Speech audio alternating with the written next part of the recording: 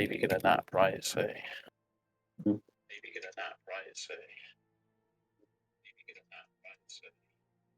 Ooh, we got I did Nash send him a feedback. message. But did Mark?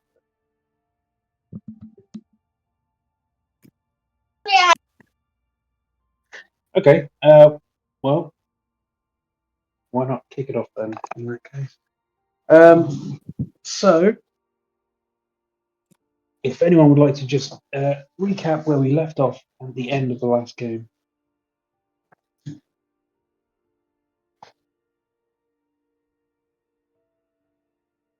We're going home. The long way round.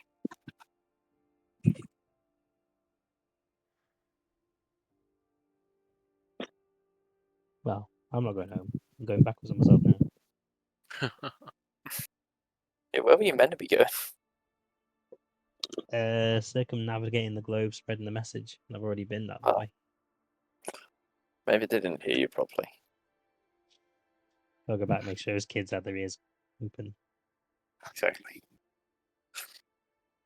So, I mean, last session was predominantly the watches and recovery. So the party took watch in pairs.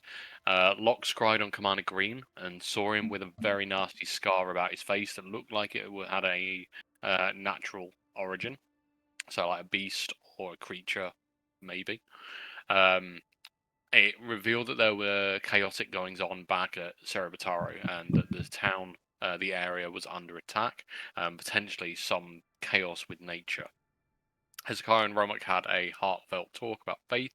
Romok committed to finding his own strength after drawing further and further away from Shante. Keck found a note in Seraphine's book which said, "I only wanted to create something beautiful." Romok drifted to sleep after his watch, and a white butterfly landed on him. Possible change. Hello. Keck and Hezekiah found blueprints and a sending stone on Seraphine. The plans may relate to Shafe. Morning brought big questions. Should the party press deeper into the lake ruins? We found some hidden ruins on the lake or around the lake. Or return to Cerebataro now under threat. Locke spotted the debris deliberately, it seemed, blocking a tunnel. Something appears to have been hidden. The party gathered Shafe's parts, prepped Seraphine for Speak with Dead, and got ready to move.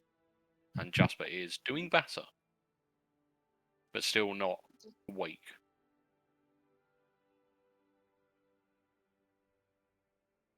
So yes, you have all successfully received your full rest. Jasper has had a very full rest, but remained unconscious in your waking moments the next day. You decided to start making your way back towards the dwarven town Herdolis. The day is it's a fresh new day. Clouds are light. There's no snow falling. It is very cold, of course, but all good. Much better than it has been the previous day. You began your trek towards going back up the hill. Actually, you originally came from. What would you like to do? Who was carrying me again? You're currently strapped in a papoose about me. No, But I'm no. also Hez- no, that Hezekiah- changed, didn't it? It changed Hezekiah because has Hezekiah is Jasper. carrying Jasper. I'm now carrying Shafe's kind of metallic carcass. So you had been in No. strapped close to the chest like a baby. You're carrying Seraphine. I'm carrying Shave's head. Seraphine, I'm getting it Yeah. mixed up. Apologies. And I'm with Hezekiah. Mm-hmm. Yes.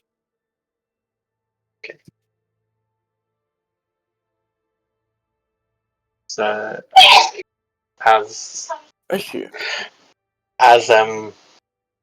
as getting ready to move in that, start to stir.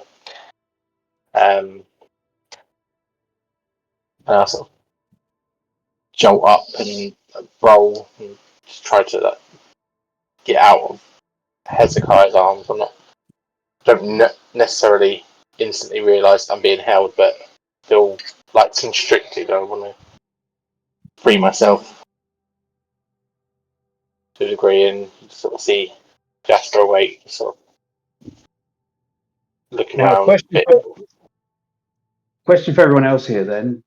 Since this guy's not here, how well secured was Jasper? Is he still bound up? I don't think anyone's specified.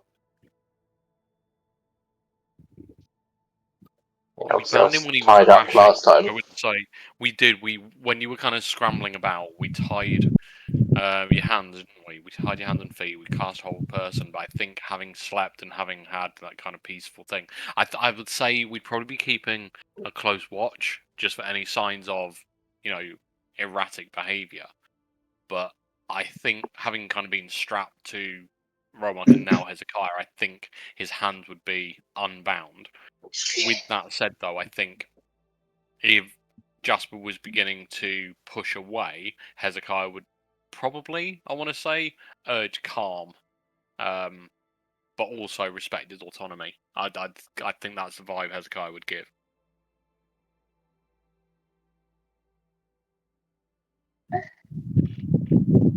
So yeah, in answer to your question, I don't think he'd be bound anymore. But there would be So it should be a vigilance, I fairly think. fairly simple for you to get out should you need to, Jasper. Yeah, I feel like my first thought would be feeling of being contained, not something I want, so I'd instantly try and just escape the hold and try and get on my own 2 feet first and sort of probably roll out of his arms and end up on my knees in the snow. And just sort of look around. My head's still a little bit groggy, but just taking in everyone's faces as I'm refocusing, so to speak.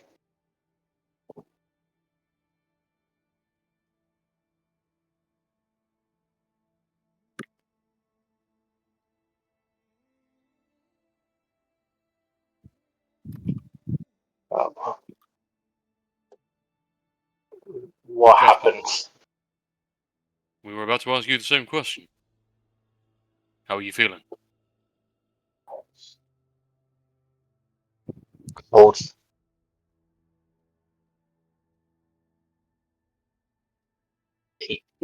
Ache.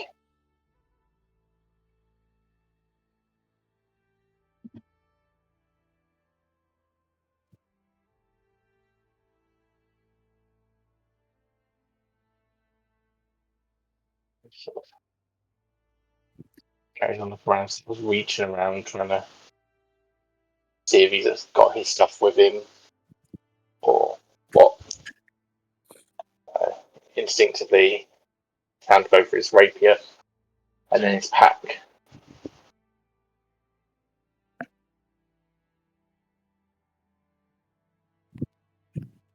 So Jasper, as you start to do that, you suddenly get a very intense headache, a migraine almost, like a spear through your mind.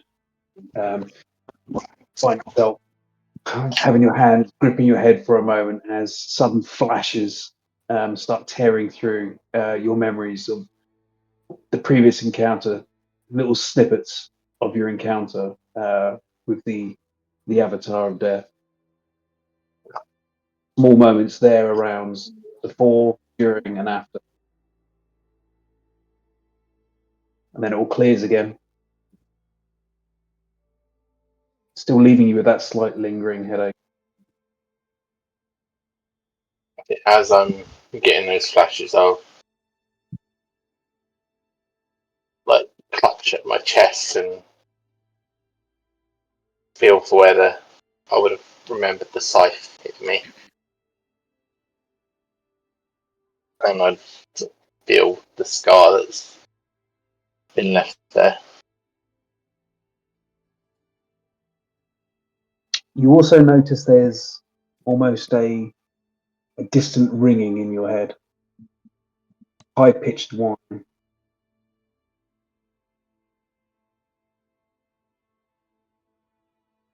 It's not overpowering. It's just present.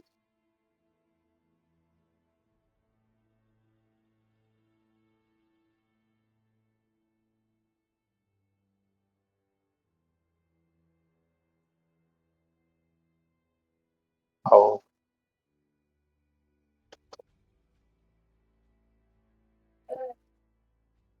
So,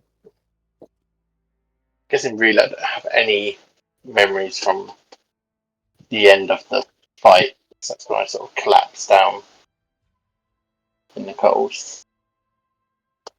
At first, confused, but I'm guessing I wouldn't remember.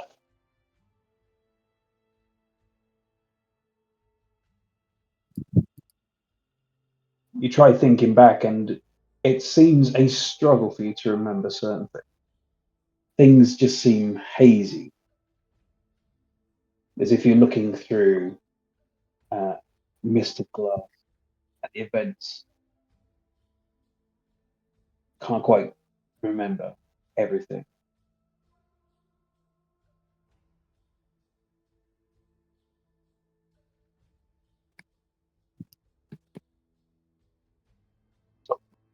Carry on looking around at everyone. The fight.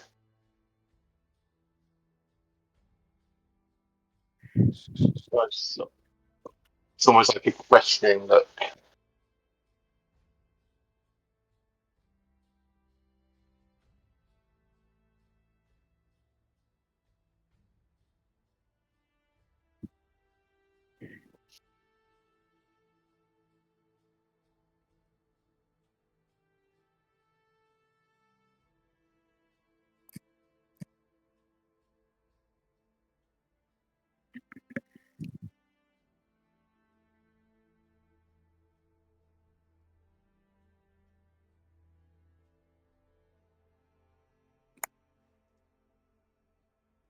My missus are actually being quiet. I slowly start to try and stand up. I'm still a little bit weak. So I'll drop to my knees again before managing to pull myself into a standing position. I'll go over, offer a hand, and reach down and try and pull Jasper to his feet. I make a move to bat away your hand. Can do it. I don't doubt it. Swallow your pride and accept some help, for God's sake. It's good to see you fighting back. Seems you're returning to your usual self.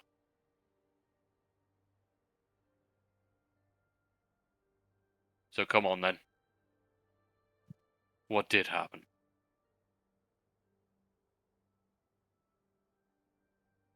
And what is...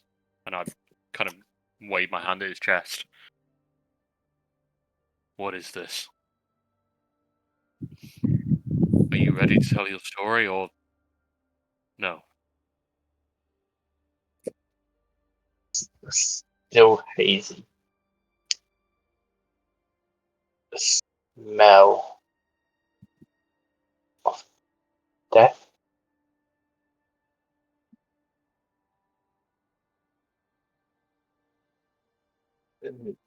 Not entirely sure. Can you walk?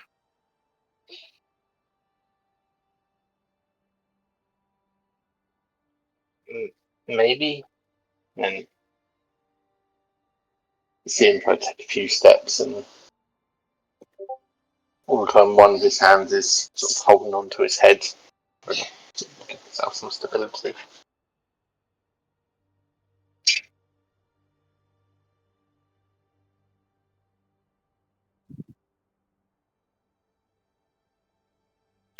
Jasper, I admire your strength, your courage, and your get lost attitude sometimes, but let us help you. Please. What happened?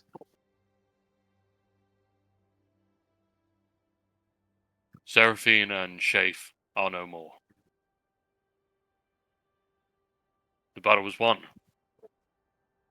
With a heavy debt. Aldrin was lost.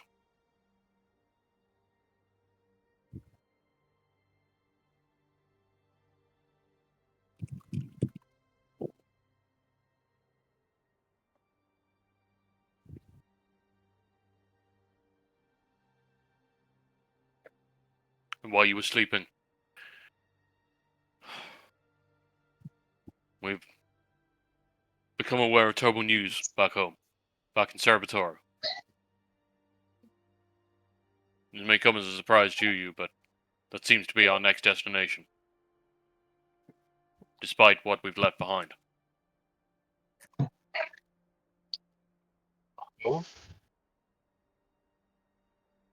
Why?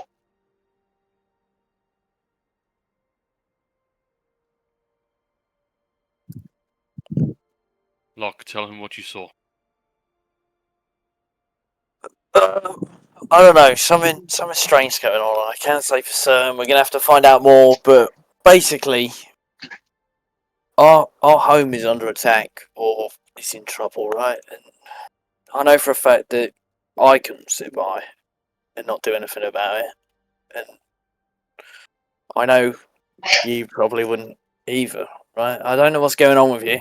I don't know what has been going on with you. And I respect that it's probably going to take some time to figure stuff out, but we're here for you.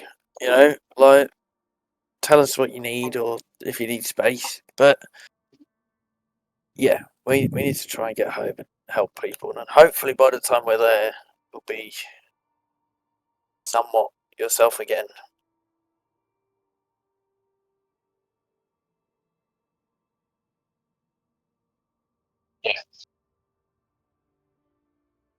Need You almost. you both see Locke, and as you're talking to Jasper, he's responding to you, but his eyes aren't quite focused on you. They're kind of drifting, just seeing past you a little bit.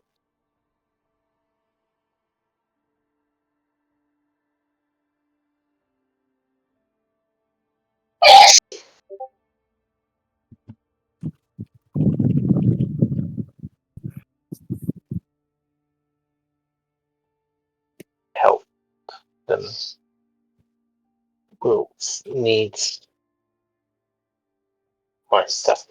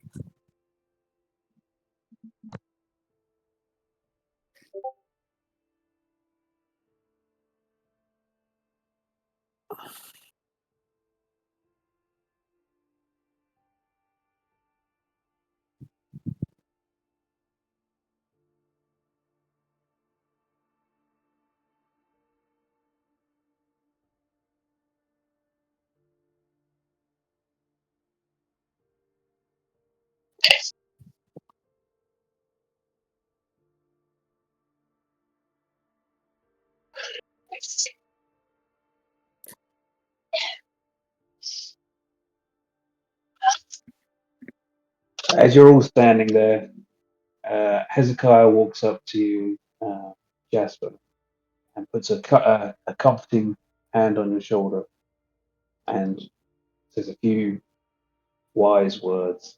Only Phew. Hezekiah. A few.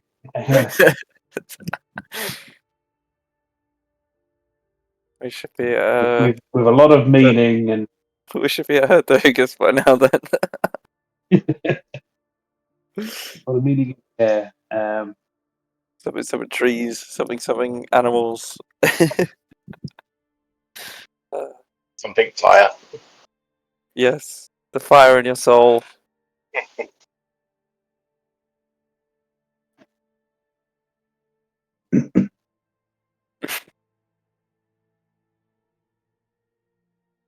Um, That's Is- the pain in my how- head stuff. oh, sorry. I was going to say, how do you react to like being actually touched? You know. There'd be an initial sort of flinching away bit. Sort of, as you reach out and touch my shoulders, drop it and like move back a step, without realizing that it's just Hezekiah. It's just almost caught me by surprise being touched.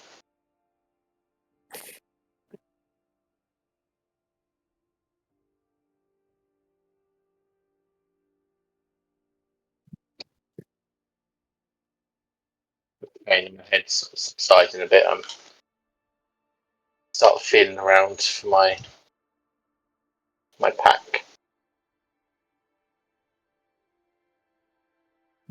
He's got his stuff.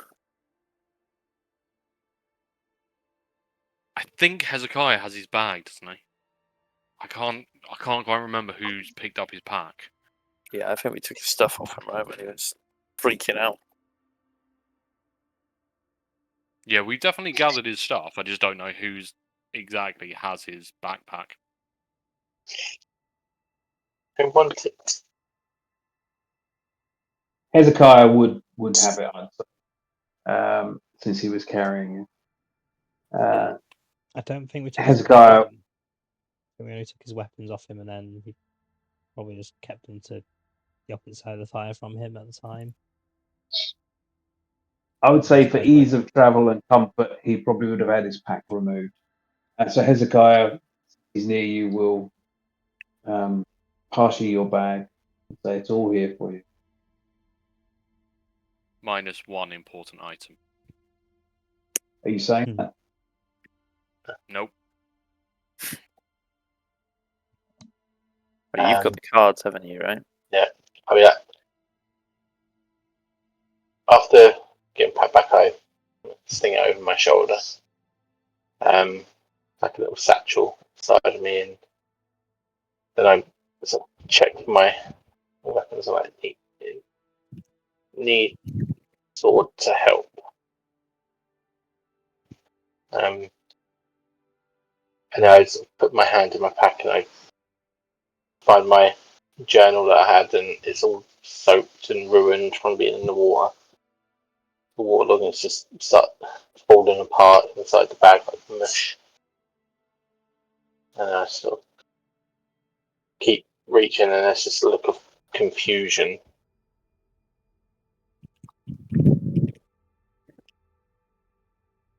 And I just cards.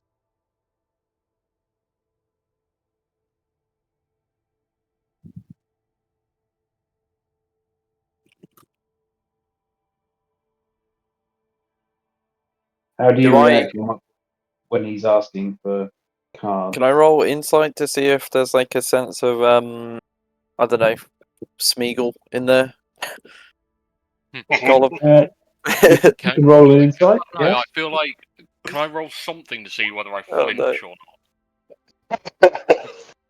Oh, well, Gollum check. and a 7. You can tell him whatever you'd like to tell him about that sort of role, Jasper. How would he take it in your mannerisms at this moment? There's nothing possessive about the way I'm saying it. Like Smeagol with my precious. Definitely nothing like that. Hmm. And what, Yeah. what did you want to? What did you want as well, Rob? No, I just wondered whether, as Jasper kind of says, cards, whether Robot might just flinch a little bit. There's nothing. I don't think there's You don't anything. need to malicious roll for about that. You don't need to roll for that. That's Okay. down to you.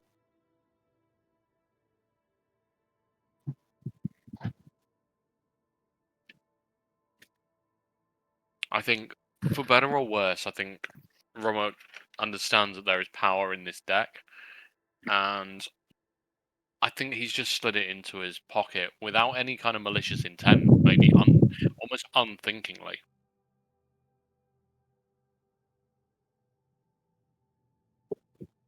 He understands that they hold some power, and there is almost a... I don't want to say... I don't know whether he's kind of... I'm not suggesting that he would know that, obviously, the cards were the reason behind Jasper's appearance.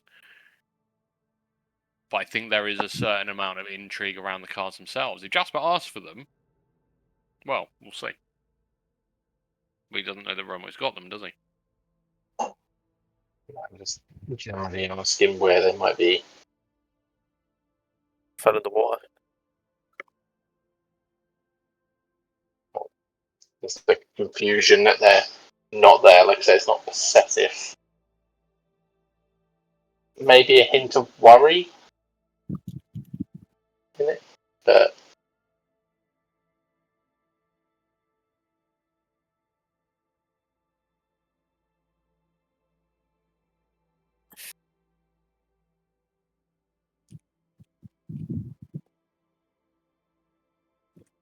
I'm sort of looking at it. Cards were in here.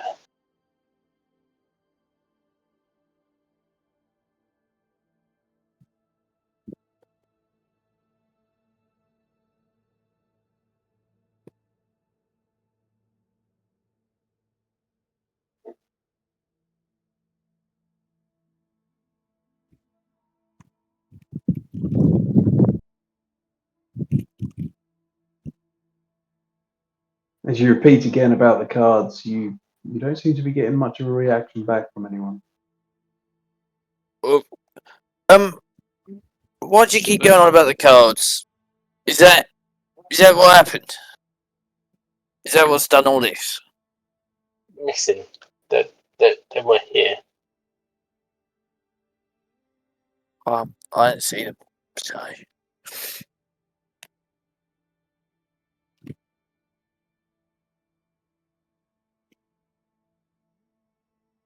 We were warned, yes, that these cards hold power. Zanid was incredibly intrigued by them, yes? What power do they truly possess?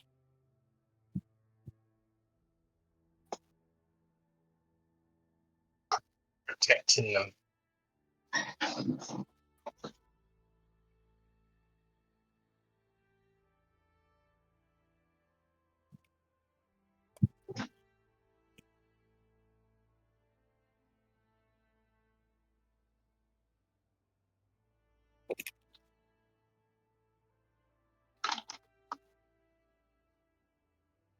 As you're talking about the cards, Jasper, you get another little spike of pain flash.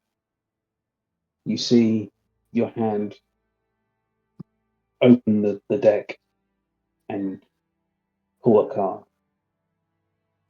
It's just a sudden moment that flashes across the screen or disappearing again.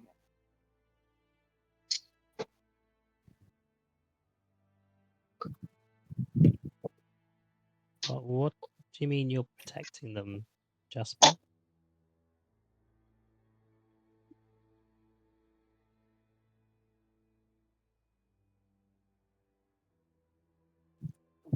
Been looking after them for a long time.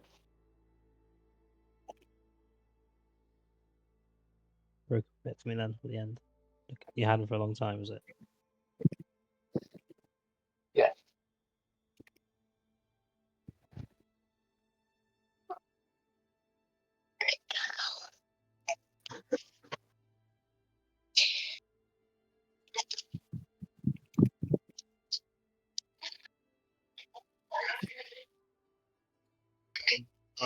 Man said dangerous. Look after them.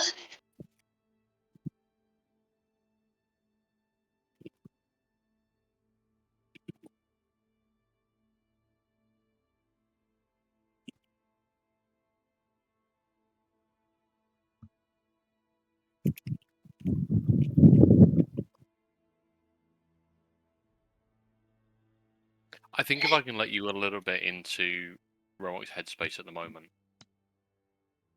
he's seen his friend, his dear friend. Doesn't understand why, doesn't understand how, but behaving incredibly erratically. Now, Romock knows a thing or two about being tempted and being affected. And in Jasper's current state, when he is acting chaotically, pulling knives, threatening his friends, this deck is it's an unstable thing. It's bad. It's tempting. It has influence. And what Romock has seen is Jasper in a relatively unstable state. And Romock doesn't understand exactly what has happened. I don't think any of us understand what has happened. He's appeared confused, he's appeared paranoid, possibly influenced by something darker. And with that in mind, Romock isn't so much withholding the deck from Jasper, but has a protective instinct, right? He's fiercely protective of his friends. And there's a distrust of this powerful item. It may change when Jasper is more lucid and of himself, but for now, pardon the pun, but he's holding the cards close to his chest. Mm-hmm. Hezekiah knows, I think, that Romock has the cards. But no one else does right now. No, I don't think I saw that, did I? No, I don't think you had the book out anymore. I didn't because I was on the other side. And yeah, me and you both Yeah, were there. we so I were. think- Yeah, we were getting Actually, warm. Did I don't you leave the think book there? I don't think it's a Gollum thing. I don't think. Well, you tell me if the cards hold any sort of influence over the wielders, the owners, the possessors. I mean, there's only one way to truly protect Jasper from pulling more cards, right? And that's pull them all yourself.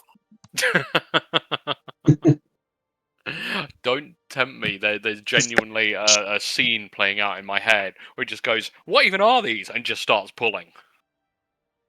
I think that works, though. But from a Must. Keck's very naive to the world. I'm sure if oh, cool, and a thief. Pull my finger. It's a card. I think there's a demon after you going straight to the in prison. Sorry, I'm not obviously trying to hold up the gameplay here. I just wanted to let you in a little No, bit I like into the where character stuff. Romock's That's what I'm in mind for. is at. So I think he's just kind of distrusting of the power. He knows what temptation is. He knows what a fate can be, and I think, especially after the conversation with Hezekiah last night, he's trying to do the right thing. And the right thing for Romock now is to protect those he cares about. And if there is this kind of item of temptation, he wants to know more a little bit. Yeah, That's but not then to say that he won't investigate. we're in an awkward situation of though. If Jasper can't find these cards, he's going to go back over that lake to try and find them if he's that obsessed with them. We'll see how that one plays out. Yeah. What is? I mean, on a scale of 1 to 10, Jasper, where's your kind of motivation and temptation to return and search for these cards? I mean, you'll see in a minute with Jasper. He's going to be very insistent that we need to find them and Okay. stop the bad guys getting them, and That's we cool. need to keep them safe. That's fine. That's cool. I'm just trying to kind of set the scene for any sort of role play and admittance to Yeah. you that I have the cards. Admission. Sorry. So yeah, what you suggest still isn't getting the response like this. Like must find the cards. We Right, stop them getting them. Jesper, they don't have the cards, they're dead. I Wait. Others, who? anyone could be more. Why do you care about these cards so much? I know they're Dangerous. strong and well. Would you let any of us hold on to them? Like, do you trust us? Too dangerous. What, for any of us to hold? Too dangerous. Right. You trust us, yes? Do you trust us? I'm just getting from like kind of like a weird side eye. Like, what the hell?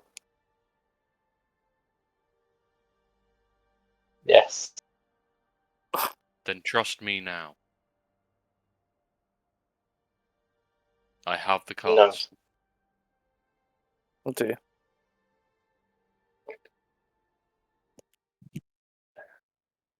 You see Jasper's eyes go wide. Give them. I hold.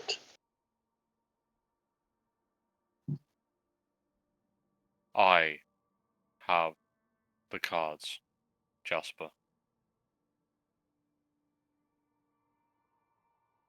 I want to show faith in you. Honor our bond. But in your current state, I fear you are not yourself. There is something in these cards, some power unknown, untold.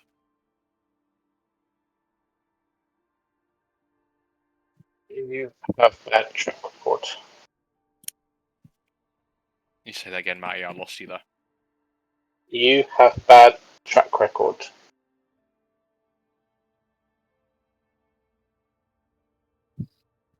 I understand. Let me protect.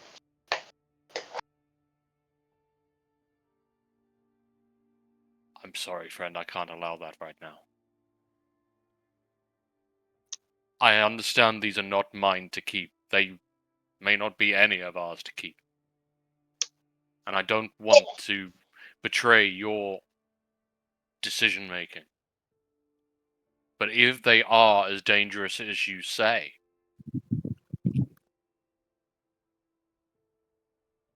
you are not in a state to have these.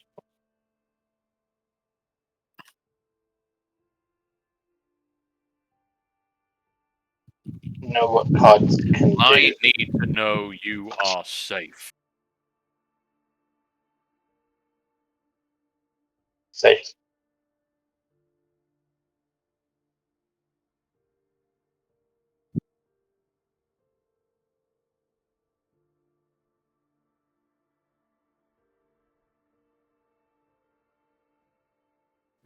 Can I trust that you are safe?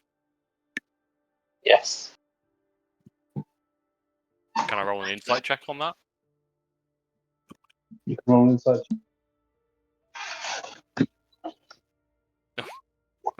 Terrible. Very safe. That as you will.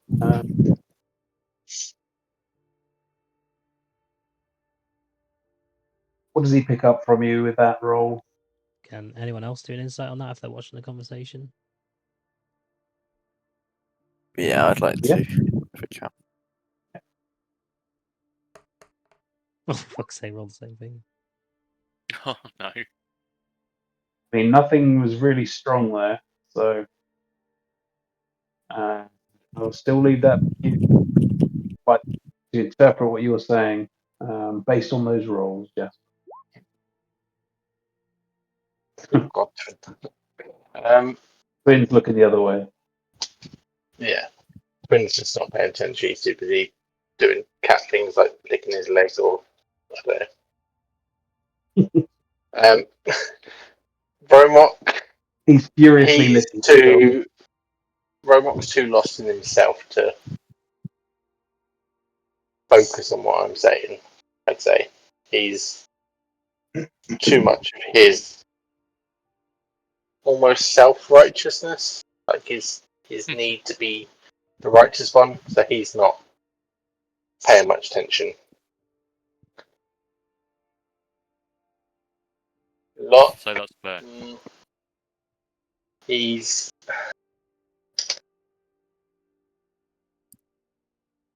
I'd say Lot can tell that Jasper does believe the cards are dangerous, and he thinks that he's the one that can keep everyone else safe from them. Although he trusts you, he doesn't feel like you look after the cards, especially Romok. Tell from his previous interactions with Romok, like when he was mind controlled and that, he has that prior knowledge that Jasper doesn't trust Romok to do the right things necessarily. Ket would be able to tell that I am. Although I want the cards, I don't want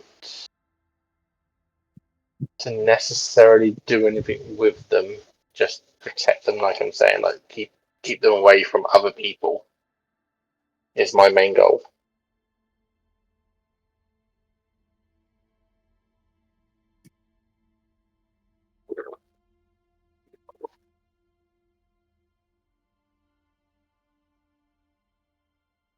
Mm.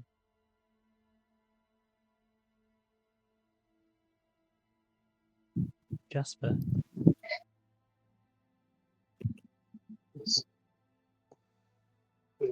Turtleman. would you mind if I held the cards for now and just until you are back to full strength? Then I'll give them back to you as soon as, be that once we've reached the end of our travel. I can see you're just concerned for the rest of us, but as a neutral party at the moment, be agreeable that I hold them, seeing as you don't know my track record yet, other than the tree. I mean, that wasn't my fault.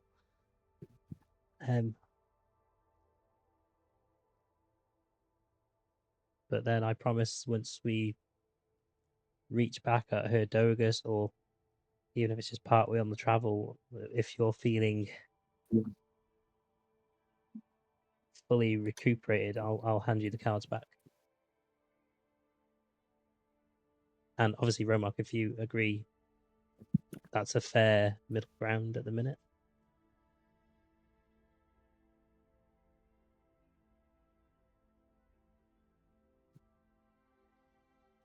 No Yes, disrespect, of course. brother. But no.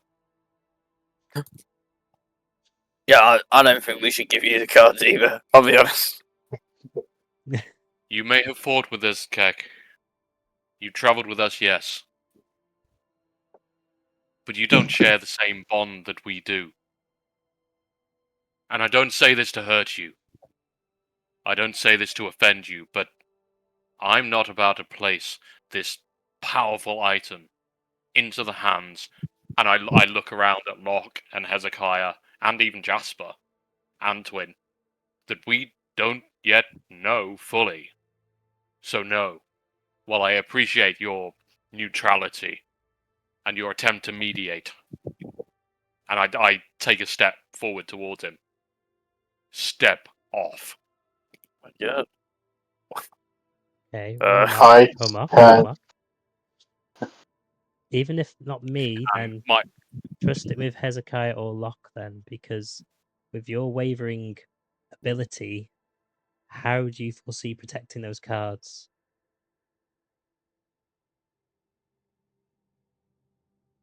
Jasper has already said they are dangerous, they need protecting. And at the moment, both you and Jasper are not in a fit state to handle those cards. Wait, what do you mean he's not in a fit state? What do you mean? That's where you're wrong. For the first time in a long time, I see with more clarity than I have. I see with more understanding. And a new dedication to do what I feel is right. Not what some religious power tells me I should do. Jasper, I didn't take these to betray you. I took these because it seemed that you were about to destroy yourself. You drew a dagger on your friends. You weren't yourself. And this deck, this power, that kind of power and temptation, it feeds on cracks like that. And I know you may say I am cracked and broken myself, but no. Understand. I am firm in a new resolve. And I will keep this deck safe.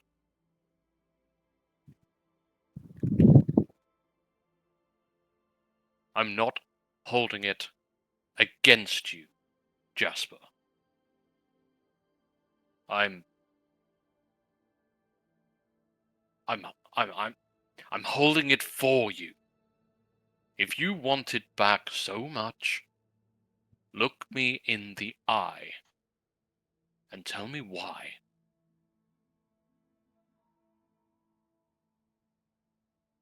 Why what? Why do you want these cards so much? To protect. To protect what? Jasper, to protect what? Everyone. That Dangerous. I can understand. That I can understand. I understand that need to protect. You may call it righteousness. You may say I'm sanctimonious. And yes, I am the first to hold my hand up and say I have made mistakes. And I have been led. And Keck, yes, I have not been at one with my following. But do not, please, take that as weakness. For the first time in a long time, I have found myself. And I chart a new course. No, Romok. No.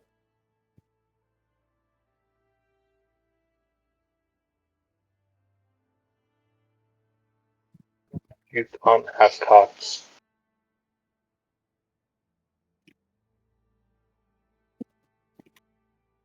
You want it? Fine. But tell me that it's you. Tell me that it's you making this choice. Yes. Tell me it's not some other temptation, some other want, some other power. Tell me it's not fear. And by the gods, tell me it's not just some selfish pride. And it's not something influencing you, something whispering in your ear.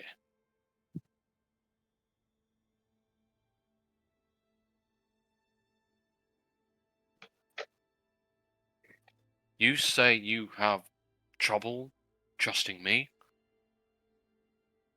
Well, the feeling right now is mutual.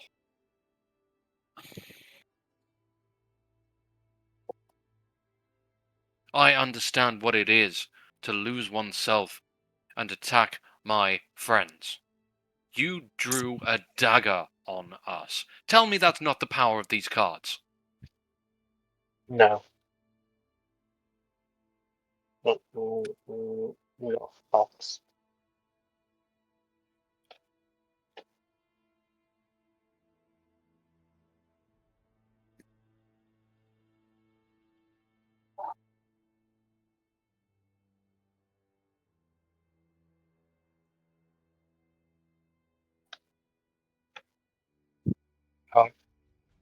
I don't know if I did the right thing. Dangerous. You keep saying it's dangerous. Death. Stinks. Smell.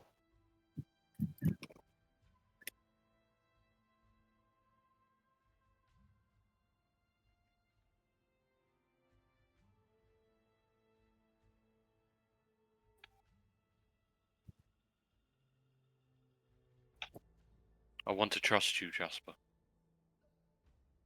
And I hold the deck of cards in my hand.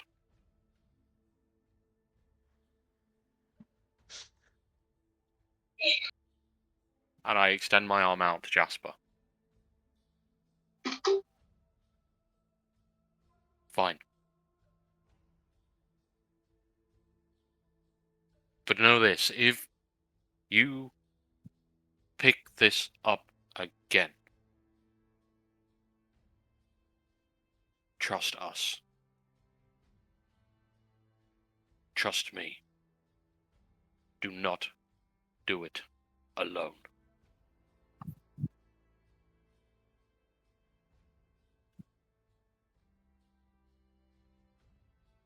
We are one team.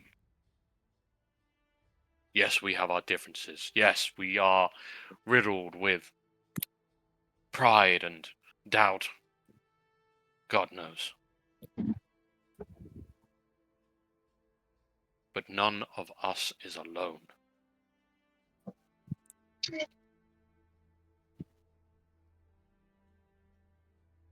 But do not attempt to seek this power or whatever it is alone.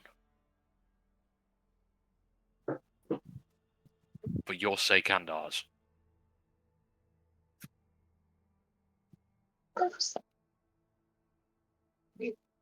And I Don't- drop the cards on the ground and I step back.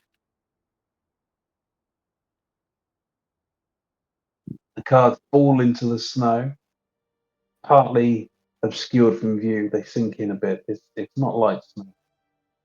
It's a little corner of it just sticking out a bit.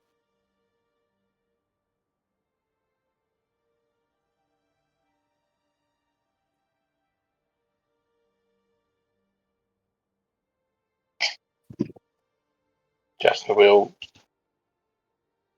walk up slowly. And he'll look at Romont before he bends down to the floor. You safe now. And I just pick up the cards and put them away in my pack.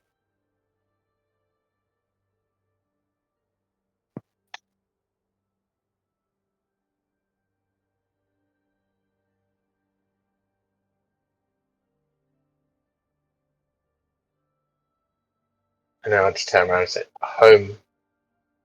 Help. I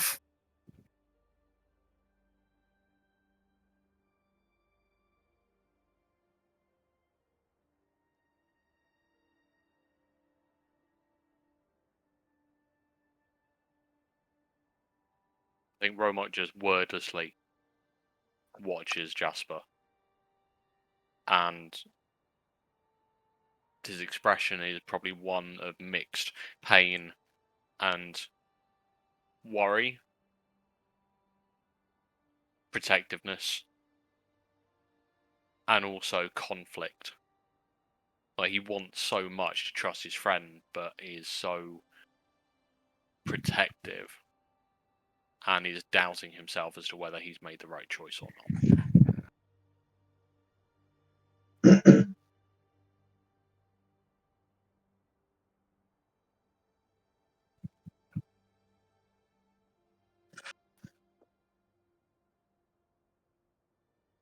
I cast an eye over to Keck and just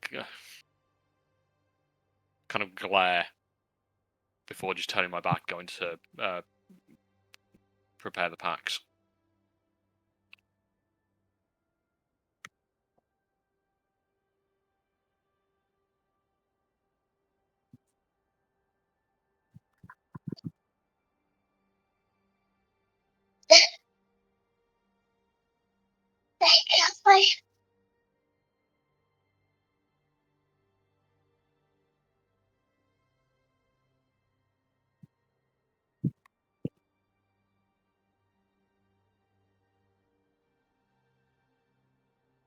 Would you like to continue traveling on, everyone? Yeah, I guess we'll be kind of walking and talking a lot of the time, right? Mhm. To imagine we've just stood in the cold for a good hour. um, yeah, how far away are we from where we left the Checos? Or did they get taken back? I forgot. Because I think I missed that one. The other dwarf who was left offered to return to your cart and your chocobos, your goat, and return them to the town. You are, as far as you're aware, you're not sure exactly how far away you are. So as you start to make your way up, your guide is now gone. Let's see how well you remember you. So, is anyone leading your group as you trek back, or are you all working? I can try, like, kind of remember where we came, and we're following kind of instructions, weren't we? So, Kegel Gaze, I'll just your I'll car lead again. I'll lead the way, thinking I know which way is back. So, if you can then roll, let's just say a survival. Hopefully, you've already got a natural one out of the way. Yeah, let's hope. oh, okay, well, So, Twin, you know roughly the way you're going, and you start moving along. After a little while, Locke, you would pick up maybe doesn't quite feel right. It just feels like you've gone a little further than you should have, and you redirect Twin to take a slightly different route and heading back up the mountainside. After a couple hours, you eventually spot the statues overlooking the cliff's edge up ahead. Continue making your way. You eventually find yourself back up on top next to those monuments, and then trying to remember which way to go from there. So one more survival check to see if you can get yourself back on the correct road. I mean, it's either we go to the tower, right, or are we not at that bit yet? Well, the tower you passed on the way here, tower was quite soon after the bridge. Yeah.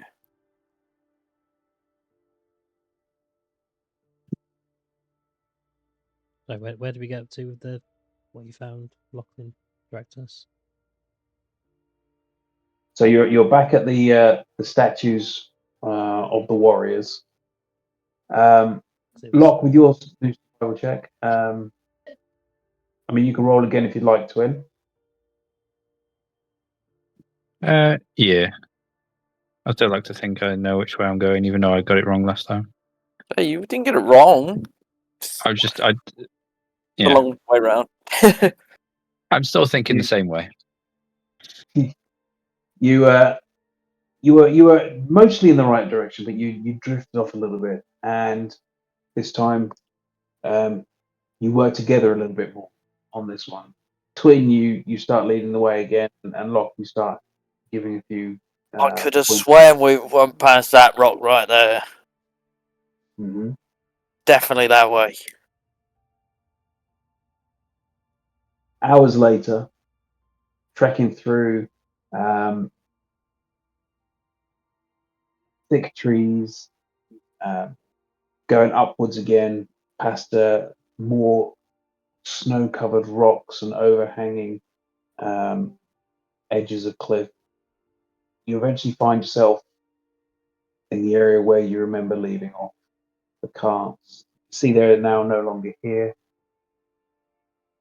There doesn't seem to have been much snowfall in the time you were gone, and you can see tracks heading back up further up the path.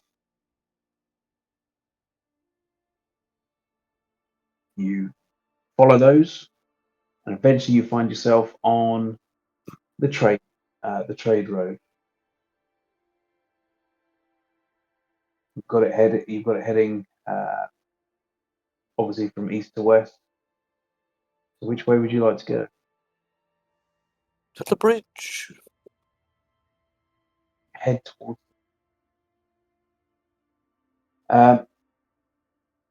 After a little bit more time, you start making your way along. You can see the tower off in the distance, about a mile away, Orson's Tower.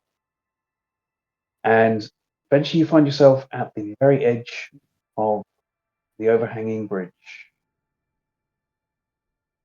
You look forwards and you can see it's still as misted and foggy as it was the last time you came across.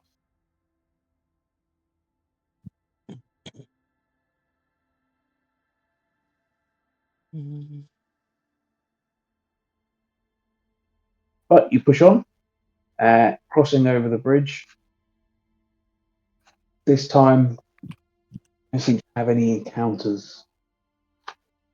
No large birds swooping down, and you find yourselves crossing without incident. You're now much closer to Herdogus. A few more hours pass. You're now lost most of your day. You feel the hunger starting to creep up on you all, and the cold is still nipping at you. But eventually you see the surrounding wall of Herdogus, the towers, and you make your way through.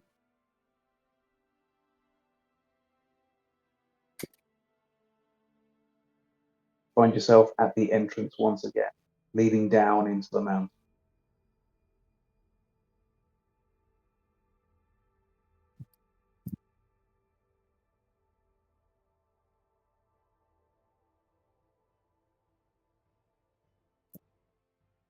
You make your way down until you find yourself in the large entrance room.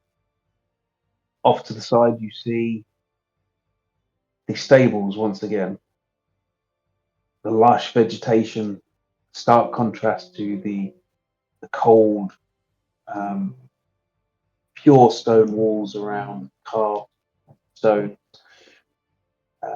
Ahead of you still see the large contingent of soldiers all guarding and standing to the side.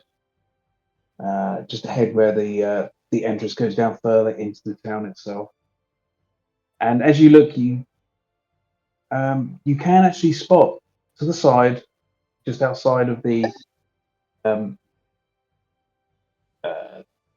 enclosure, the stables, you can see your cart, and you do also spot a goat and Yes.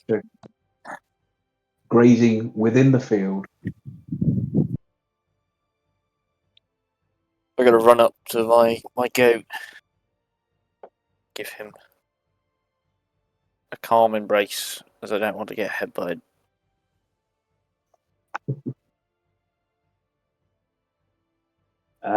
Roll animal handling.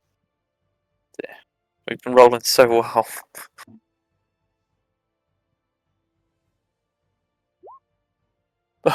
Dear.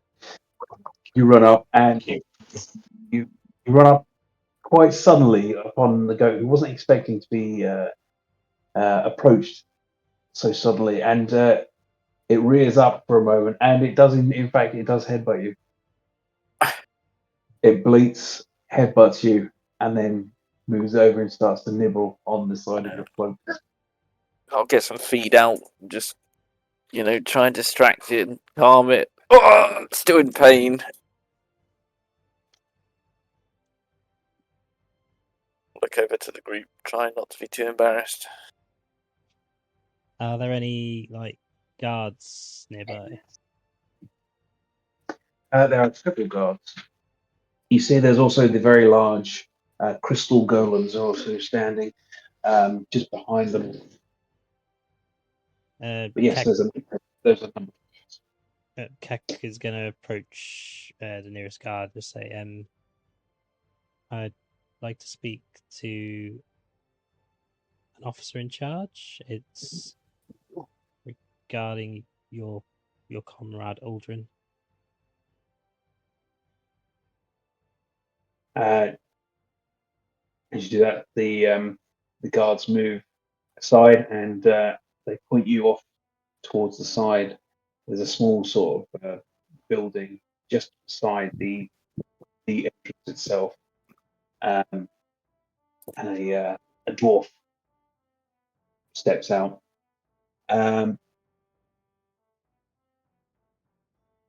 He's a slightly younger looking dwarf compared to some of the other ones, but you can see he's still adorned with all the fine golden armor. He comes to you and says, "Yes, you had an inquiry or something? What can I do for you?" It is greatest sympathies to inform you Aldrin will not be coming back to the hearth this evening. Aldrin. Not too familiar with the name personally. He was with you, was he? But not one of your party? No, we had some issues on the bridge and met Aldrin. I believe one of his comrades brought back another injured. Oh yes, we did have coming back a few doors. Oh, hunters. He was one of the hunter party. Yeah, See, that's correct. Yeah, and you say he's not making it back. He's fallen, has he? that is the case. I'm afraid. You don't mind me asking, how did that happen? He assisted us. Well, to begin with, we assisted him with the Yeti problem, and he then guided us to what was the lake called again? I can't remember what the lake was called. You didn't actually have the name of the lake. He assisted us with tracking down a couple of delinquents we were following. Well, we had a name of someone we were, like the guard captain. If my fan doesn't blow my pages out of the way.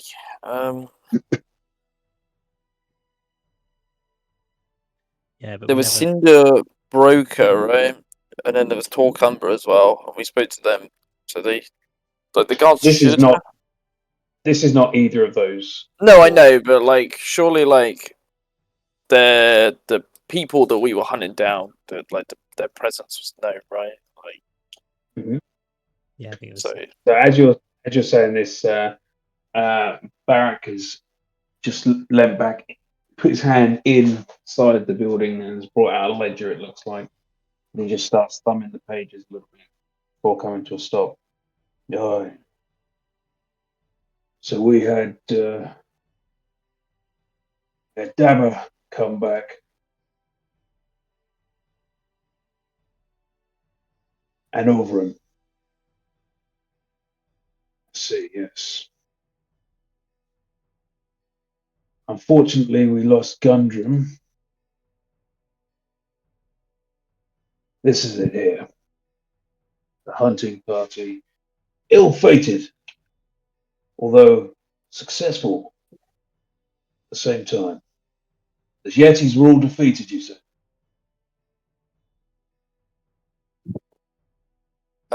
yeah. But unfortunately, one took out young Aldrin. No, the people did that, right? The people. Which people? You see, The he's ones, sketching. He's got a quill out, and he's just starting to jot notes down.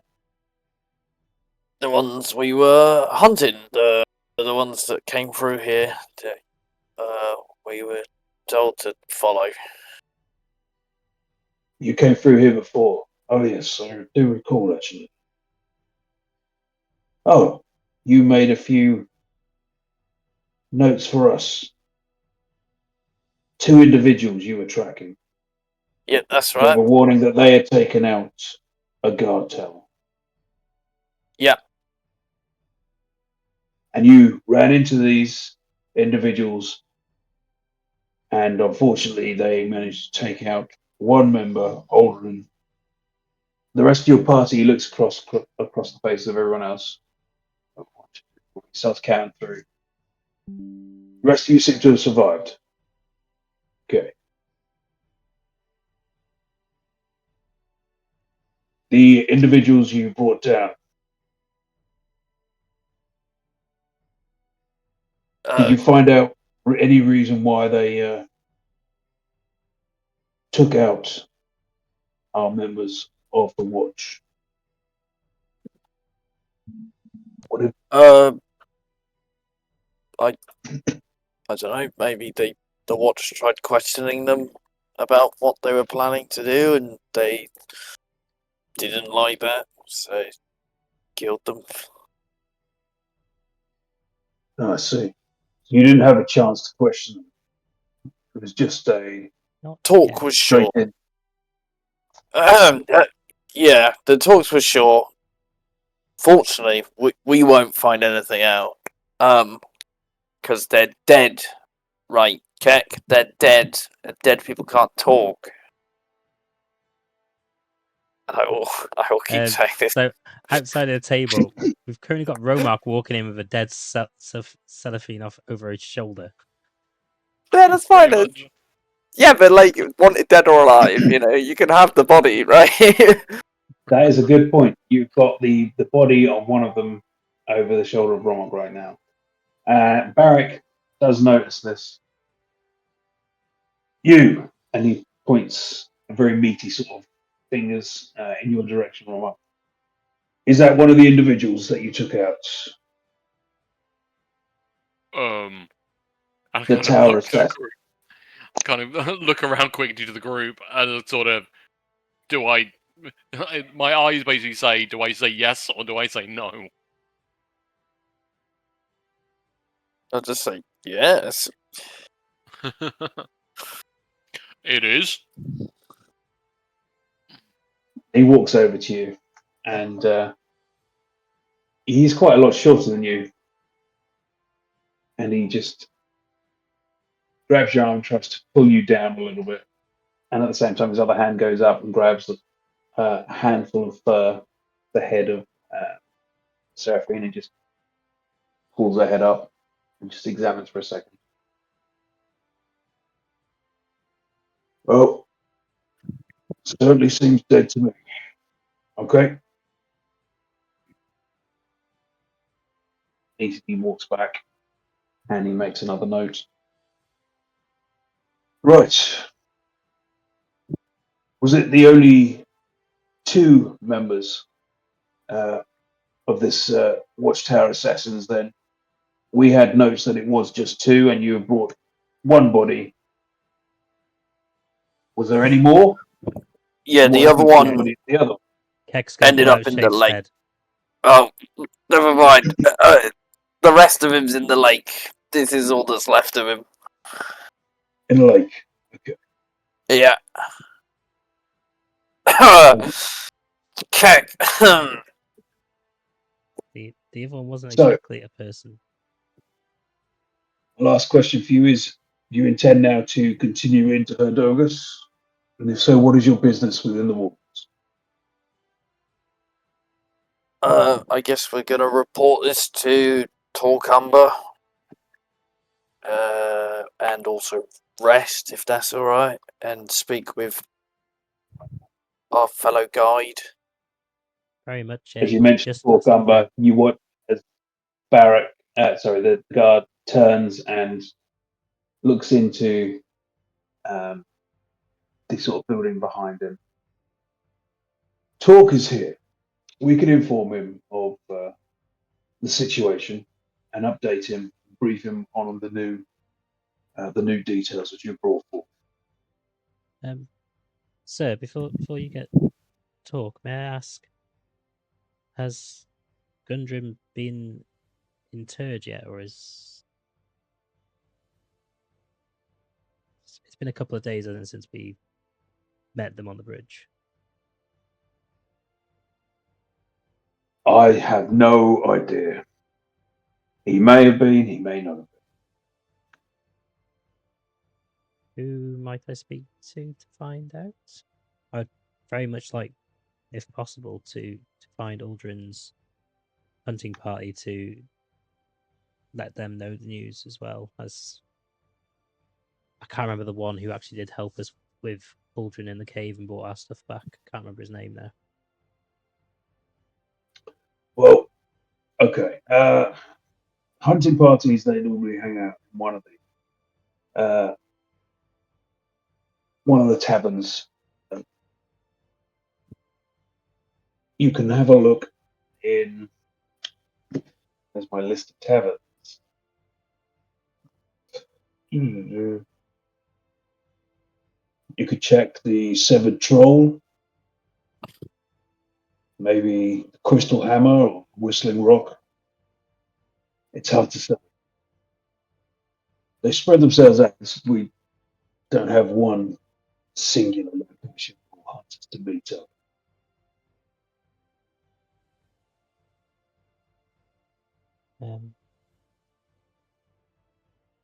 Okay, thank you for that. If we find time, try and find them. Well, with that all logged,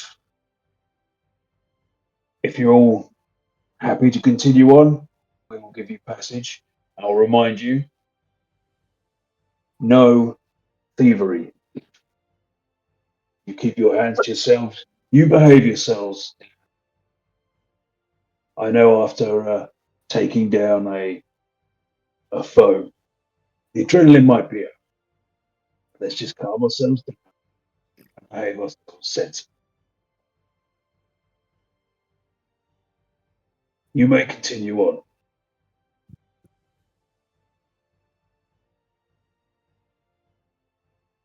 Yay. Thanks for that. You see the golden stairs just behind them leading down.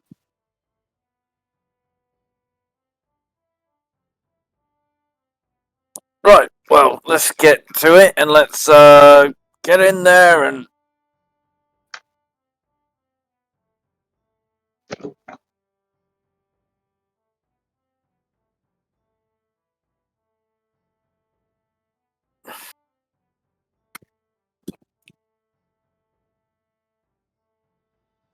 So you make your way down, and once again, you find yourself walking out into a vast, cavernous area below. You see all the warm lights dotted across all of the carved buildings. On either side, you see lines stretching from one side to the other, and further down, you see pipework going up, steam and smoke billowing up from further down. And at the very base, you also see a trickle line of lava flowing down. There is people everywhere. It is a bustling town.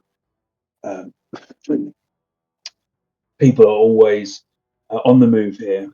You see occasional dwarf shooting across from one side to the other across the zip lines stretching across.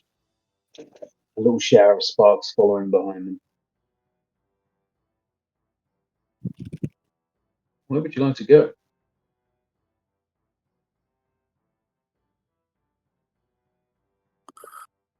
right, Can I just shall we? clarify, have we left Did we leave the bodies of Seraphine and the head of Shape with Grint Hobar, or we He continuing didn't to carry ask them it. with us? He didn't ask to take it or take it from you No. by force. So you still have the body. That's fine. Just wanted to double check if we'd left them or not. Shall we head to the Breakers Inn? How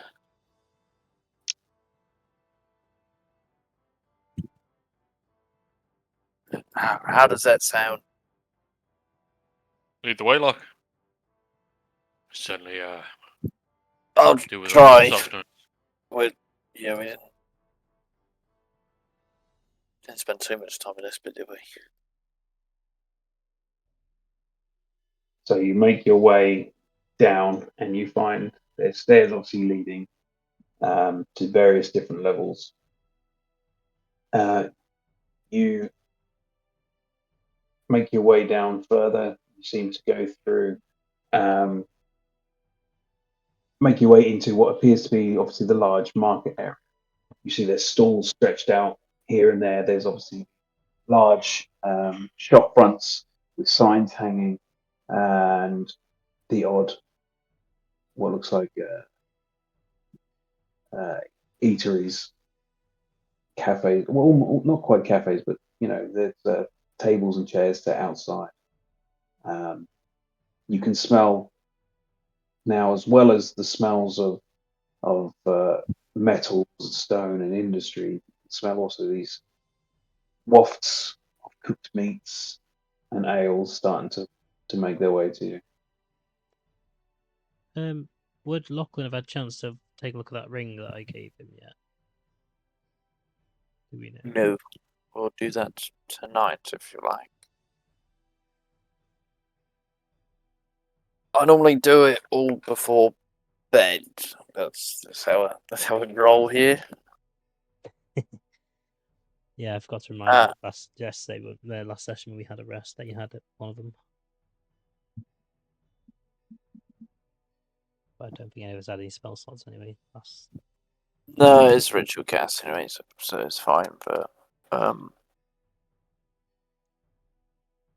yeah, I think I was more preoccupied with what was going on, right? So I think we'll just do it tonight. It's fine.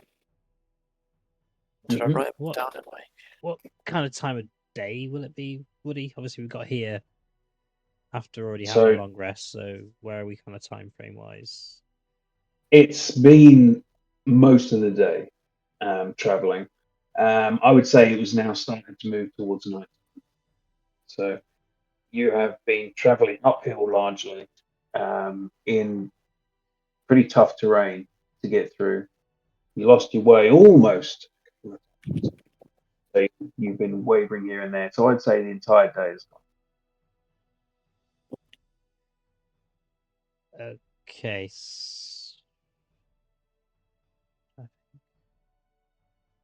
I'm kind of Keck, knowing that we're all going to the Breakers Inn, is gonna turn to the rest of the group and just say, I'll catch up with you all at the Breakers Inn. I just want to see if I can find the rest of Uldren's group and inform them. I think we should all be there for that, right?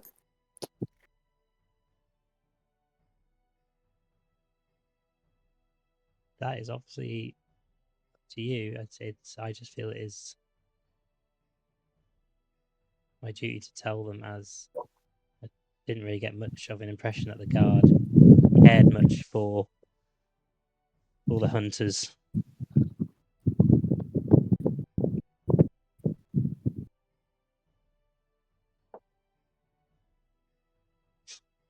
Yeah, I don't know if you guys want to do a side thing of popping into. Yeah, well, do we know where they went? There's a Severed Troll, the Crystal Hammer, or the Whispering Rock. One of those three they could be at.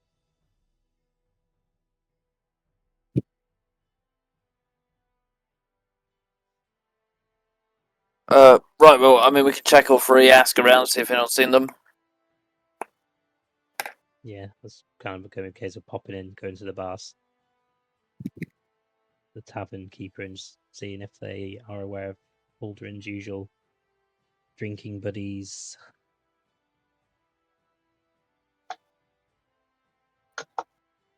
Okay.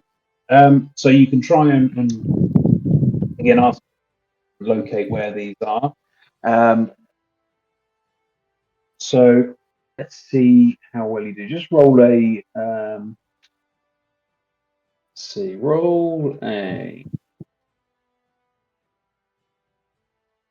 just a d20.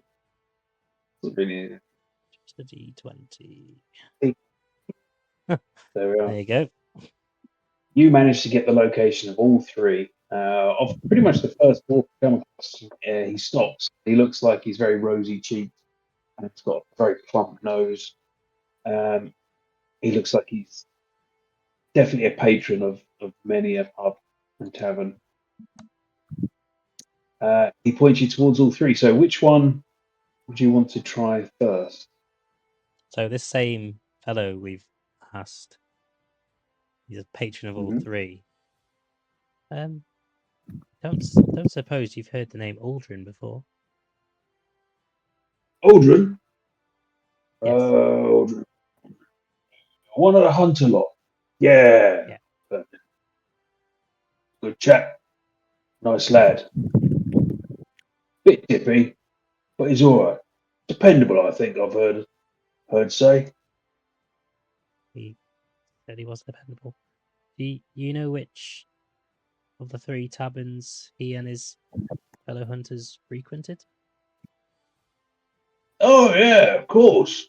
You normally find them over at the Whistling Rock. Look, thank you, and may Car's blessings be upon you. And we'll start heading towards the Whispering Rock based on his directions. And you do. You find that this one is kind of right on the very edge of this level. It's built almost out, jutting out slightly, a slight angle, and so it's got very large open windows through it. As soon as you get there, you can hear a lot of noise inside, a lot of cheering, shouting, singing, and it just sounds very joyous. And as soon as you go in, you immediately also get hit by this whistling, this slight whistling noise that sort of comes every now and again, and you realise that these openings on either side seem to be funneling through wind, which is just breaking through the geometry of the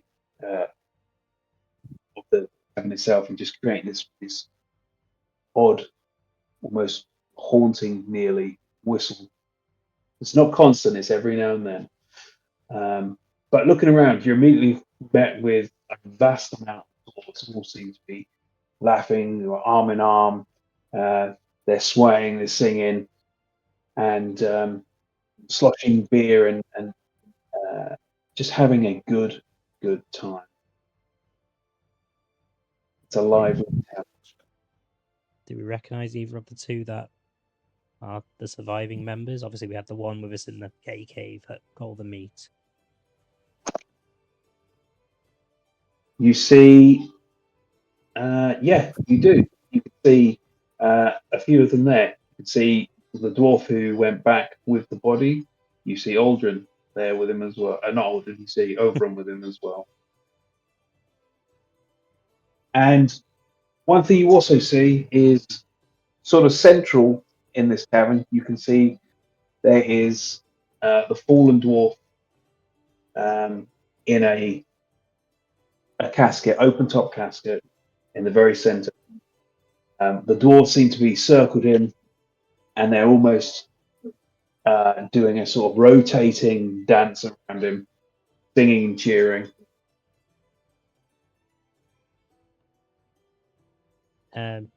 Probably going to try and get Oberyn's attention either by approaching him or trying to catch his gaze without interrupting, obviously, their ceremony and such. Yeah, you manage to get up to him and start to get his attention. He sees you, and he raises his tankard to you, and you see it's just splashing over the side, and you can see his arm is already very wet. A lot of it there down onto him, and he turns to you and goes, "You're back! Hey! I'll have you know, found your cart, found your chocobos, found your goat, brought them all back for you. Success!" Wait till we tell them. It's greatly appreciated, Oberyn. However, And I come with he goes, more solemn news. before you start talking that, he puts his arm around you and pulls you in and starts taking you towards the bar, and he goes fist down into on top of the bar top, and he's, "One more over here for the lad." And you see the bartender comes over, brings a nice big mug of frothy egg for you, pops it down in front. There you go. Great hunters, great rewards. Here we go. Now, as you see, Gundrim. Oh, Gundrim. We have him laid up here, enjoying his final hurrah. Come join him, drink up. Where's the rest of you? We should all get drinks and continue getting drunk. I think you might need another one, Oberyn. Oh, of course. Aldrin. Where's Aldrin? And he starts to look around. In Oberyn fact, he starts to climb up on a stool and he's starting to now look over the heads, trying to spot kind of grabbing Oberyn by the arm, trying to Big pull him fist. back down. big fist just on top of your head. Oberyn. Yeah. Oh, Aldrin's not coming back. He's not coming back. Where's Aldrin? Where is he? The people we were following, Aldrin, he fell helping us. And Overin just climbs down off his stool. He stands there for a moment. He looks up at you. You found him. And he fell. We did, but Okay. he fell. Where's But he his body? Did you bring it back? I tried. I tried. So where's his body? He's gone over, and there's not any part of it left. Oh. You couldn't retrieve his body. Where did he fall? We'll go get him. Oberyn, you're not hearing me. There Hmm? wasn't a body to bring back. Oh. What happened? People we were following had, in essence, traps laid for us. And Oberyn took the brunt of one of those.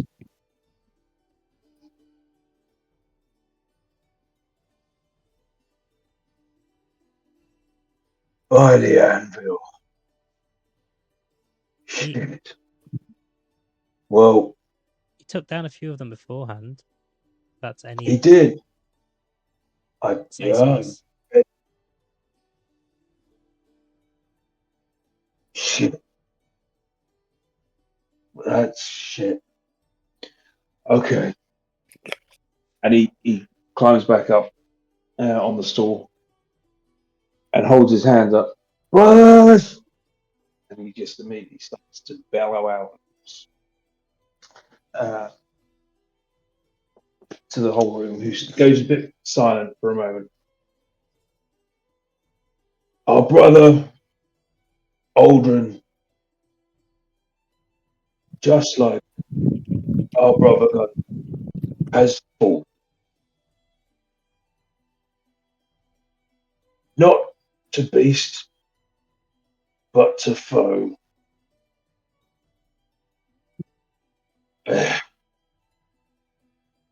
Unfortunately, a foe greater than he could handle. We have nobody to return to our thoughts. So let us all raise a glass and honor Gundren and Aldrin. And they all, together in unison, raise a glass and just, yay! And you see a bunch of them are now sort of pounding back the drinks. Some of them turning to each other and smashing heads together. When Oberyn kind of clambers down from the stool, Keck's going to pull him to one side and just say, I'm not overly familiar with your traditions, but maybe there's something I can do for Gundren if that will not offend you. What do you mean? What? I What do you mean, I can ask, and if Gundren wishes to walk this mortal plane again, he may well do. He may not want to, in which case he will remain in the box, but we might be able to turn this party back to a party for one rather than a party for two. Bring back Gundren? Oh, If he's willing. how will you know if he's willing? I Yes. asked the Earth, and if he pops back up, we know he was willing. You watch as Oberyn just scratches his chest for a second and rubs his beard, It's nods, the and least I just can do drops for the Aldrin. entire pint of ale just down his throat. Wipes the mess off his mouth. Try and bring him back. Let's try it. Let's bring Gundren back if he will come. Okay, so yeah, following Oberyn's lead over to Gundren, I will go over and take one of the diamonds I acquired, place it on Gundren's chest, and cast Raise Dead. Okay. How many diamonds do you have, and what is the value? I have 3, and they are a value of 5,000 each.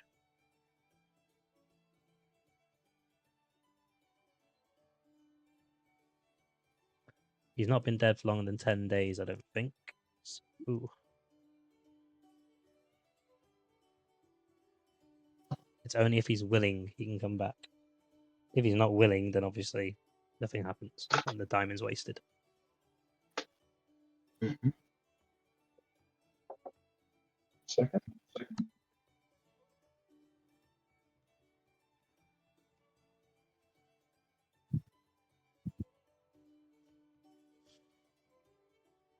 So yeah, one of the diamonds worth 500 gold. Do you have? You say they were worth that each, or collectively? You said 5,000 each, I think, when I got them. It would have been 500, not Oh, 5,000. sorry, 500. Sorry, I probably put it wrong. Otherwise, you'd be incredibly rich. Okay. No, it's actually what the diamond actually costs according to the player's handbook. It's 5,000 each. That's straight Not info. these ones. That's fine. I'm just saying that's what's coming as I didn't type it in wrong. It's just what it's got now. I'll put a cost override of 500. That's okay. Okay. Let's see how we go through.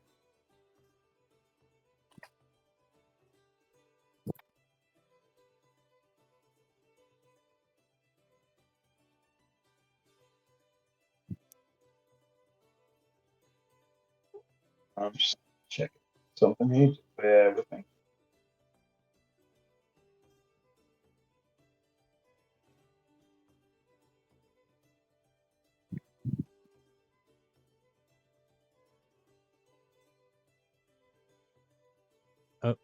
Oberyn, I must So- warn you, however, if this works, he might be a bit weak for a few days.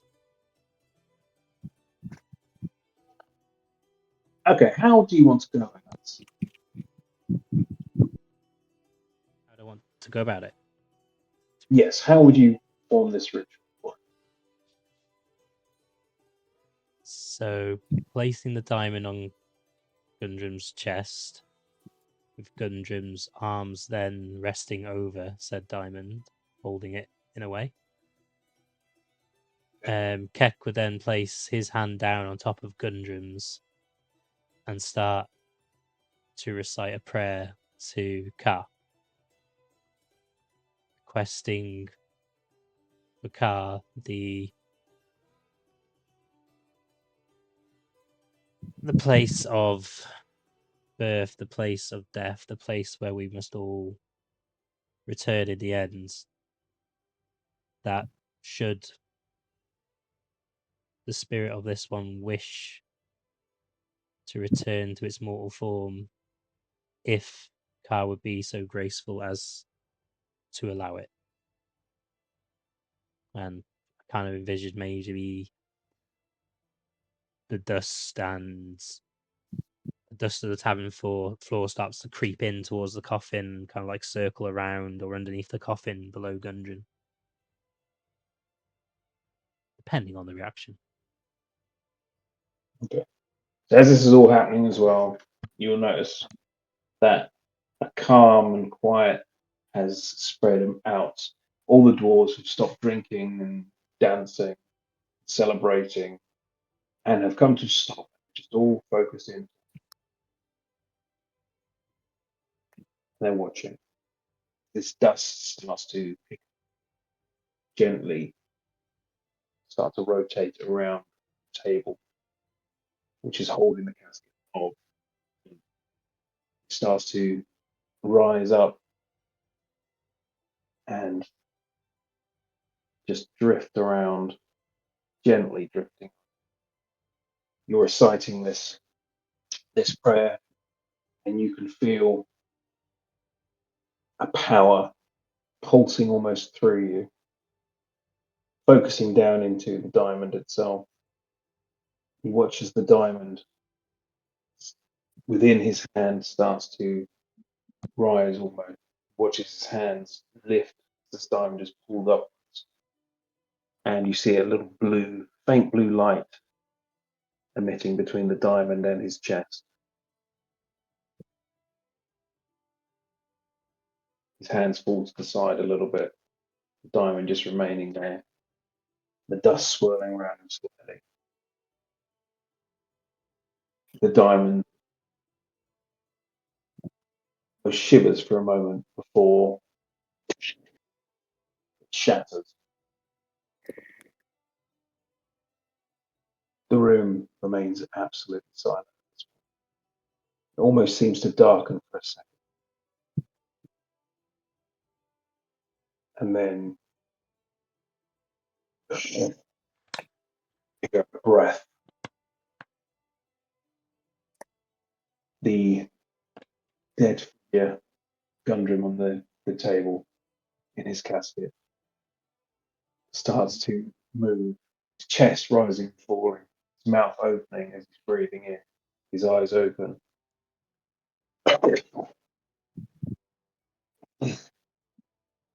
His hands start to pull himself up.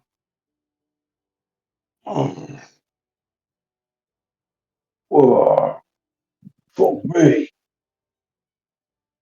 That was quite a victory. Take it easy now, Gundrum. You've had quite an ordeal. He looks down, he sees he's in a coffin, and he looks around and sees all the dwarves around. They're all silent looking at him. And then they all together throw their hands up their beers and a large "Rah!"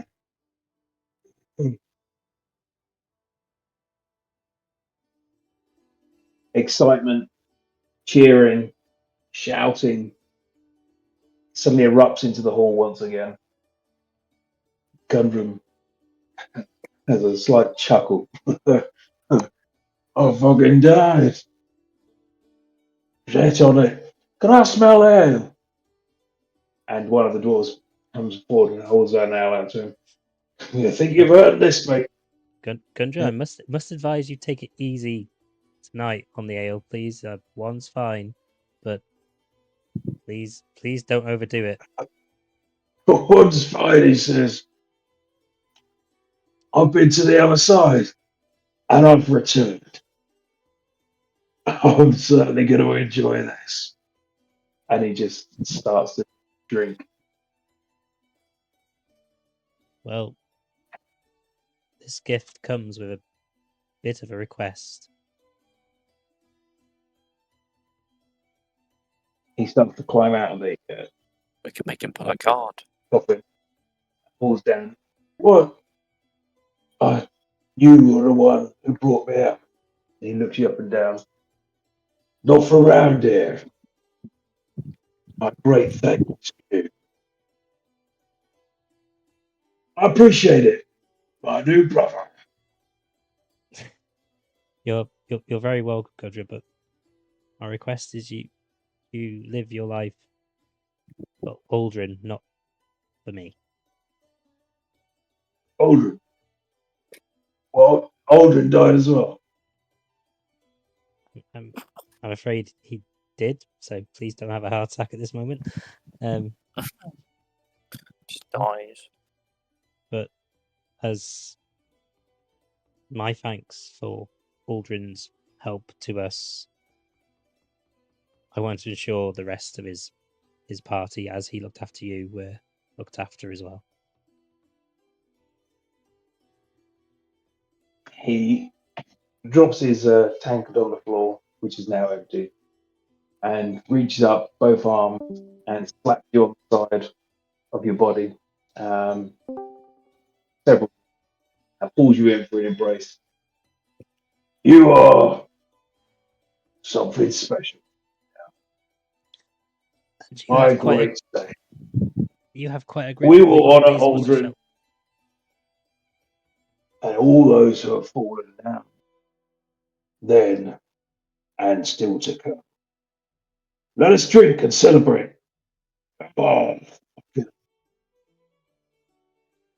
I must say again, Gundrum, please don't overdo it. You've literally come back across the threshold. Please don't make me have to bring you back again tonight. and you watch as he walks forward towards the bar, but as he does, he just sort of sways and he drops almost to a knee. A few of the dwarves around him go to try and help him. Oh, shit. You know what? Maybe you're right. I'll take a break. Someone get me a... Oh, no. And a few dwarves all pitch in to come and help, and they put their arms around him, put his arm over their shoulders, and they start to take him out.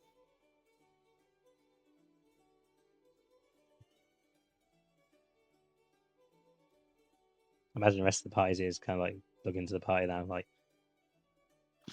do we have a drink, or do we still want to go back to the Breakers Inn?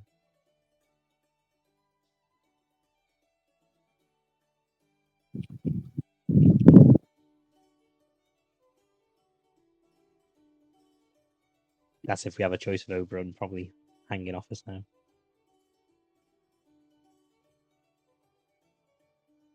This kind of feels Owen, like you can see, there's is some- drinking with the others. they all seem to be incredibly happy now that a member of their party has returned to them, and they are now celebrating that as well. Zoldrin's demise. Um,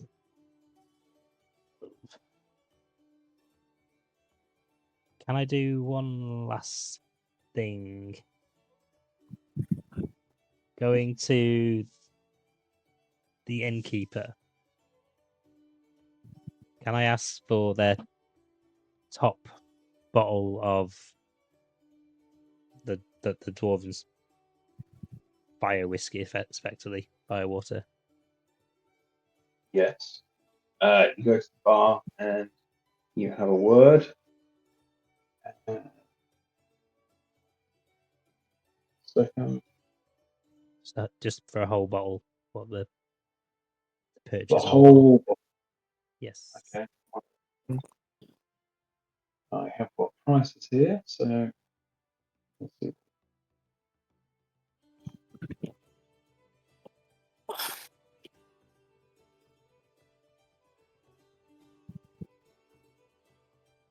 Okay, for the whole bottle, you get past the Dragon Breath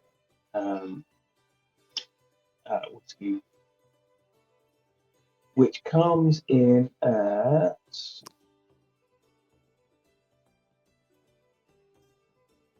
10 gold. I will buy that.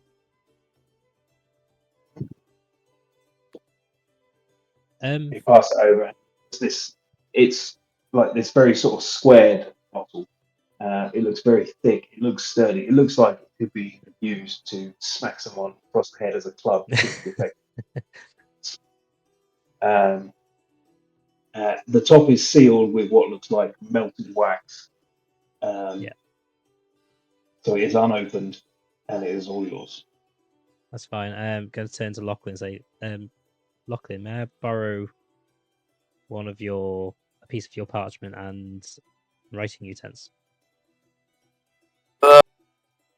Yeah, what for? No reason. You'll see soon enough. And I'll if just kind of, Lachlan it's not cheap, you know. And then I'll hand him one. it's the thought that counts, Lachlan. And I'm literally gonna take a piece of the parchment.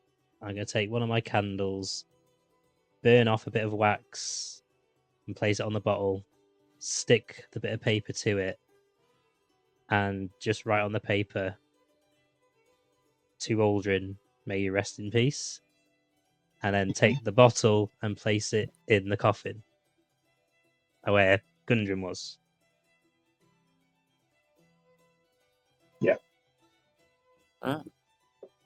After saying this, there is a small smile, but of respect. We may not have been able to bring Aldrin back, but we can at least bring back a piece of his spirit, at least. You see that the dwarves around all can sort of see what you're doing. A few of them sort of peer over through where it says, they raise their tankards and start singing and cheering, and they start to do their circle around the table once again.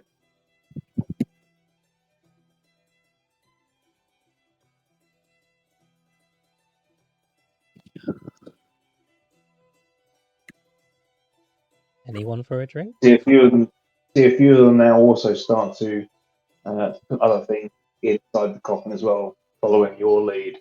Seem to have inspired a few of them. So some of them start putting coins. You see many gold coins going in. You see some platinum going in. You see gems going in.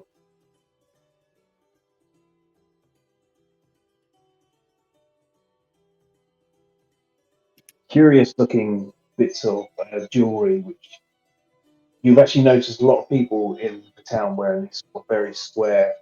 I think the metal is pyrite. It's square, very cubic metal.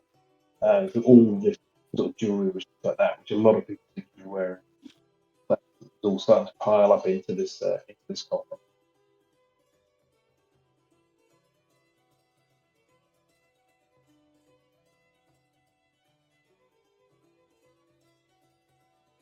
Turns the party, shall we have a drink? And Yeah, let's have one for him. Let's pull one out. yeah, so again, back to the bartender who's got the best customers, right? Get us all Mhm. a drink at this rate. So to Yeah, get well, a round of drinks, you're going to be looking about. Okay, to kind of follow the tribute to Aldrin, I'd probably say it's going to be a round of, again, the firewater. Oh, okay. You want For to go for everyone. that? Stuff? Yeah. So that you're probably going to be getting about a gold head on that one. 2, 3. There's what, 6 gold if we count Hezekiah?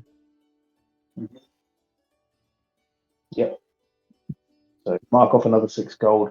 The barman gets another bottle down, uncorks it, and fills up a series of drinks. Kind of hand them out to everyone and say,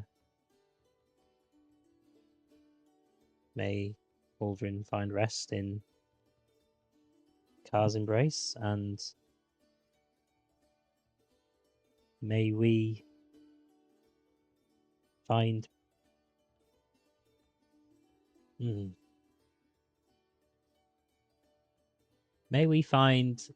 may Car guide us in our path ahead. And I do a little cheers with the firewater. Yeah, I'll raise the glass and say,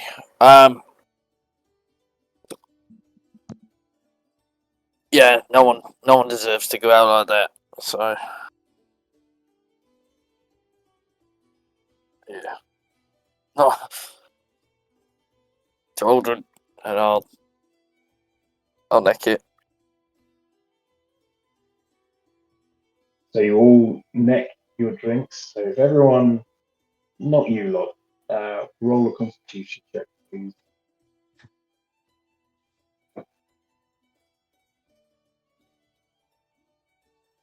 A save, sorry. Constitution save.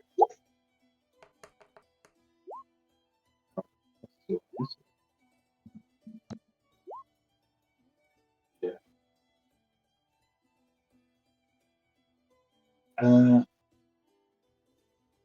Romok, as soon as you down it, it immediately burns you so severely you start to choke and almost throw up on the floor. Brother Keck, you seem to do just fine. Hezekiah, however, really does struggle with it and immediately vomits it back up, splutters and coughs it all over the floor, unable to take. What about Jasper and Twin then? They're partaking. Are you It's two my drinking? time to look after him. Yeah, I'll be drinking as a memory to him. Let's have a Constitution save from you, and if you're doing it as well, Jasper, you as well.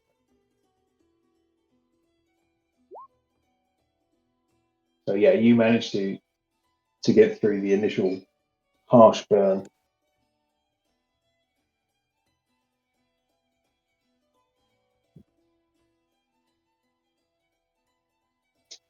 Will Yeah. rest Matty to sleep. We may have, but that's actually He's been probably a having good place connection for. issues. He's messaged me to say that he's not getting clear Yeah, audio. He's here. He's here. Maybe. Not sure. I think we need to give it a.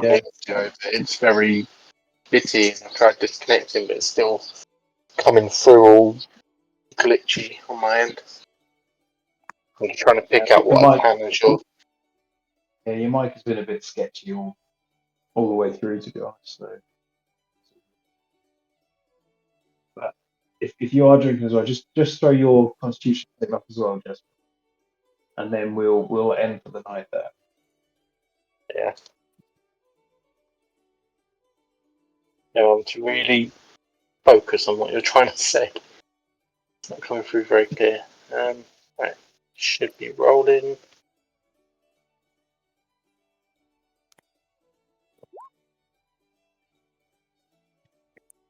You just about get through it. It does warm you up immensely, because even though you're now inside the city, it is not as cold as it was. You're still been feeling cold this whole time. Yep. That is going to warm you up to no end.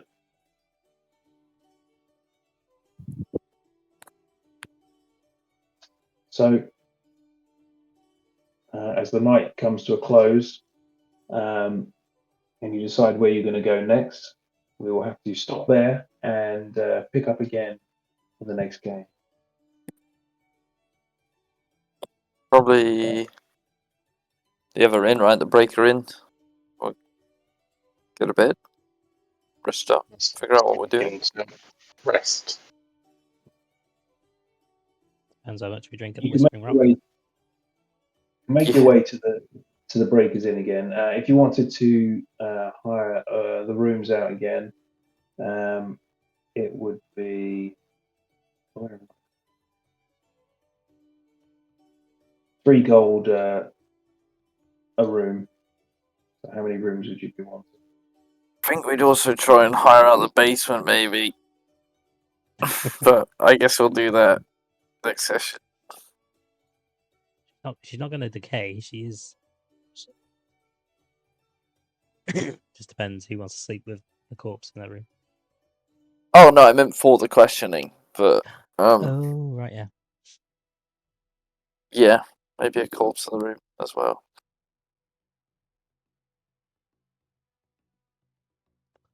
Okay, well, we'll pick that up next game. We finally get to question. Well, where we hope we'll finally get to question. Who knows what happens next? Who knows? Okay. Well, yeah, that's a good place for us all to stop there. Nice one.